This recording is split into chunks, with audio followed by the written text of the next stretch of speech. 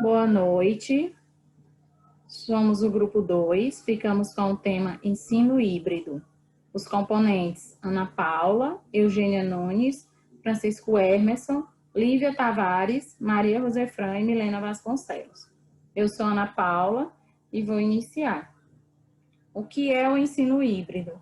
O ensino híbrido é um modelo de educação formal que se caracteriza por mesclar dois modos de ensino, ou seja, ele mistura a forma do ensino presencial e o online, valorizando também a interação e o aprendizado coletivo e colaborativo. Essa metodologia ela surgiu nos Estados Unidos com o termo Blended Learning, que significa ensino misto, por volta de 1960. Com a evolução da tecnologia, essa modalidade foi ganhando mais espaço. No Brasil, o ensino híbrido sempre foi o mais utilizado no ensino superior. Nível educacional, onde o EAD, a educação à distância, já é mais consolidado. Porém, aos poucos, algumas escolas do ensino básico também vêm estudando a aplicação dessa modalidade educacional. Vamos ver agora alguns modelos de ensino híbrido. O primeiro é o modelo suplementar. É um modelo onde o estudante ele trabalha na sala de aula, com atendimento do professor, e posteriormente ele vai continuar esses estudos em ambientes virtuais. Depois temos a sala de aula invertida, onde o estudante ele vai inicialmente estudar em ambientes virtuais e depois ele vai produzir projetos, debates e atividades em sala de aula a respeito daquele tema que ele estudou. Temos o híbrido colaborativo síncrono, que ele se caracteriza por uma comunicação de sala de aula com o apoio do professor aos estudantes presenciais e remotos, através do uso de ferramentas interligadas a uma plataforma de aprendizagem. Podem se comunicar através de e-mail, fóruns de discussão e blogs, de forma síncrona ou assíncrona, ou seja, de forma online ou desconectado. Não que não seja online, mas assim não vai ser em tempo real, a assíncrona. E a assíncrona é online em tempo real. Os estudantes também eles podem trabalhar de forma colaborativa em projetos por disciplina, tendo autonomia na escolha do ambiente de aprendizagem que mais lhe agrada. Temos o outro grupo dual colaborativo. Nesse, um grupo de estudantes com um facilitador, ou seja, com um orientador, eles trabalham na construção de saberes em cenários protegidos e controlados. Esse projeto ele usa vídeos, situações simuladas, práticas ou situações, problemas para discutir assuntos. E depois, eles postam esse projeto no ambiente PEG, que é o Portfólio Eletrônico de Grupos, onde outros estudantes vão interagir e colaborar nas discussões. Aí tem a rotação por estações, que a sala de aula é dividida em estações de trabalho. Cada uma dessas estações vai ter um objetivo específico, sendo que são direcionadas para o objetivo central da aula. A ideia é que os alunos eles circulem entre as estações diferentes, aprendendo partes da lição em cada uma delas. Essas estações elas são montadas com ferramentas tecnológicas, como vídeos de demonstração ou pequenas videoaulas. Também, dentro dessa rotação, existe a rotação individual, na qual o professor ele prepara um roteiro específico para cada aluno, pensando nas suas dificuldades e necessidades. E, por último, o laboratório rotacional, onde ele propõe aos alunos que alternem entre dois espaços, sendo um deles um laboratório com equipamentos de informática. No laboratório, os estudantes utilizam das ferramentas tecnológicas para complementar o que será ensinado em outro espaço, podendo ser a sala de aula, um laboratório de ciências ou até mesmo um espaço externo, como, por exemplo, a quadra esportiva. Em geral, todos esses modelos acima visam estimular a autonomia dos alunos em relação ao seu processo de ensino-aprendizagem, colocando-o como protagonista. Boa noite, sou a Maria Rosa Fran. Minha parte é a função do professor no ensino híbrido. Passa a ser o mediador do conhecimento e se transforma em facilitador de aprendizagem, que é transmitir tanta informação disponível e ajuda em que os alunos encontrem sentido no mosaico de materiais e atividades disponíveis. Também o professor cuida de cada um, dá apoio, estimula, valoriza, orienta, acolhe e inspira. Cria dinâmicas de grupo, promove o debate entre os alunos, aprofundando os conteúdos para sanar possíveis dúvidas levantadas durante o estudo prévio do tópico aprendido, faz o planejamento e acompanhamento de forma presente e precisa e incentiva a interação com cada estudante, também faz elaborar seus projetos de aprendizagem, elaboração de aula que mostre para os alunos que existem diferentes formas e meios de construir um conhecimento, utilizando as tecnologias digitais nos estudos para estimular e facilitar a administração do conteúdo de forma crítica e produtiva no processo de aprendizagem. Como, por exemplo, Defibri de Classeron, em que os estudantes recebem os conteúdos das aulas antes mesmo do momento presencial em sala de aula, iniciando o processo do aprendizado em casa através de estudos e desafios propostos pelo professor. Outra estratégia é o Challenge Basile Learning, em que os alunos desafiam a si mesmos. Nesse processo, eles recebem os conteúdos das disciplinas e trabalham sobre esses dados, enquanto os professores atuam refinando, fortalecendo os desafios propostos. Com isso, os estudantes desenvolvem novas competências e habilidades. Agora, o papel do aluno no ensino híbrido. Dá autonomia em relação ao aprendizado, de poder organizar seu próprio horário de estudos, de modo que mais se encaixe com a sua realidade, e permite que ele aprenda sozinho, explore suas capacidades fora da sala de aula. Foca mais na flexibilidade para estudar em qualquer lugar e a qualquer momento. É ideal para quem deseja estudar sem comprometer um horário específico. Passa a contribuir com suas ideias em sala de aula, tornando o processo cada vez mais rico em aprendizagem, pois antes os alunos apenas recebiam e assimilavam informações. E também podem aproveitar mais as aulas, porque eles não ficam somente em aulas expositivas, mas buscam o conhecimento antes.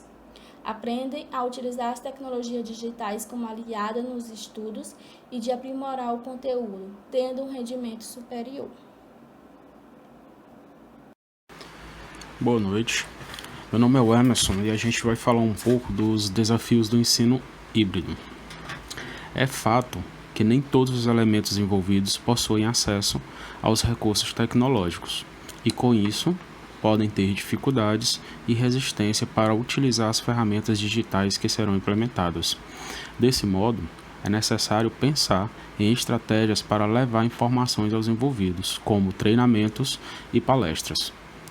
Devem haver investimentos voltados para a capacitação dos profissionais, bem como a aquisição de dispositivos e recursos tecnológicos que propiciem a facilitação dessa nova prática educacional.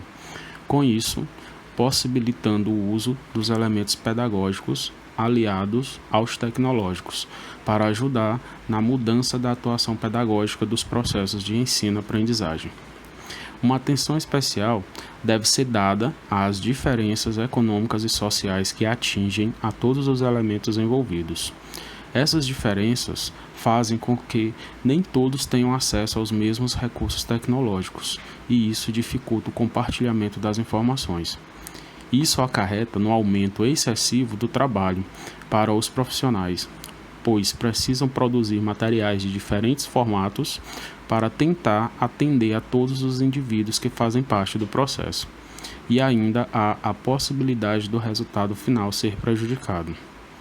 Outro fator que preocupa é conscientizar os indivíduos sobre a importância de fazerem a utilização dos meios digitais e tecnológicos de forma adequada, visto que no mundo virtual existe uma variedade de possibilidades de diversão. A implementação do ensino híbrido visa indivíduos mais preparados e profissionais mais empenhados e capazes de produzir e dar suporte para o desenvolvimento progressivo dos indivíduos envolvidos.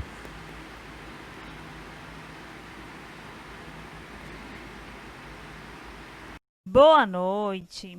Me chamo Eugênia e irei relatar algumas experiências sobre o ensino híbrido. A primeira experiência que nós iremos ver é o ensino híbrido na matemática. É realizada na Escola Municipal Irmã Zélia, no estado do Rio de Janeiro, onde o professor de matemática, Rafael Costa, utiliza a tecnologia, principalmente o celular, para trabalhar um ensino híbrido, misturando as metodologias do ensino atual com as tecnologias digitais. Para o professor sanar dificuldades encontradas em sala de aula, ele utilizou um instrumento que os alunos mais gostam, que é o celular. O conteúdo é previamente trabalhado utilizando as mídias digitais, ou seja, o canal do YouTube, que o meu aluno terá esse acesso ao canal. O aluno terá, de fato, acesso a esse material para ter uma noção do que vai ser abordado presencialmente durante as aulas. Após a exposição do conteúdo, poderá estar realizando diversas atividades.